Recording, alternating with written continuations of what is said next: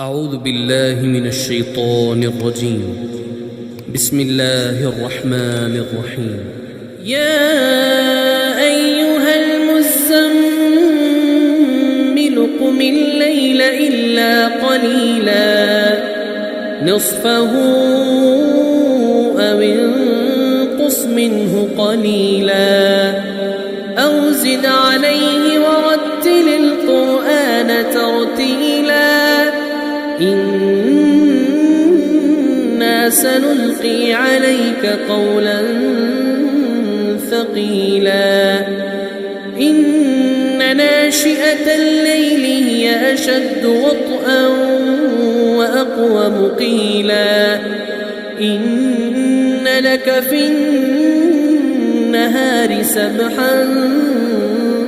طويلا واذكر اسم ربك وتبتل إليه تبتيلا رب المشرق والمغرب لا إله إلا هو فاتخذه وكيلا واصبر على ما يقولون واهجرهم هجرا جميلا وذرني والمكذبين أولي النعمة ومهلهم قليلا إن لدينا أنكالا وجحيما وطعاما ذا غصة وعذابا أليما يوم ترجف الأرض والجبال وكانت الجبال كثيبا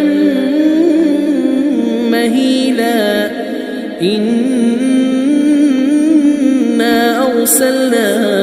إليكم رسولا شاهدا عليكم كما أرسلنا إلى فرعون رسولا فعصى فرعون الرسول فأخذناه أخذا وبيلا فكيف تتقون إن كفرتم يوما يجعل الولدان شيبا السماء منفطر به كان وعده مفعولا إن هذه تذكرة فمن شاء اتخذ إلى ربه سبيلا إن ربك يعلم أنك تقوم أدنى من ثلثي الليل ونصفه وثلثه وطائفة من الذين معك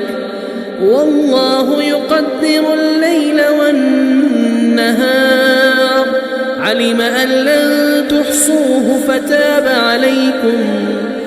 علم أن لن تحصوه فتاب عليكم فاقرؤوا ما تيسر من القرآن علم أن سيكون منكم مرضى وآخرون يضربون في الأرض يبتغون من فضل الله وآخرون يقاتلون في سبيل الله فاقرؤوا ما تيسر منه وأقيموا الصلاة وآتوا الزكاة وأقرضوا الله قرضا حسنا وما تقدموا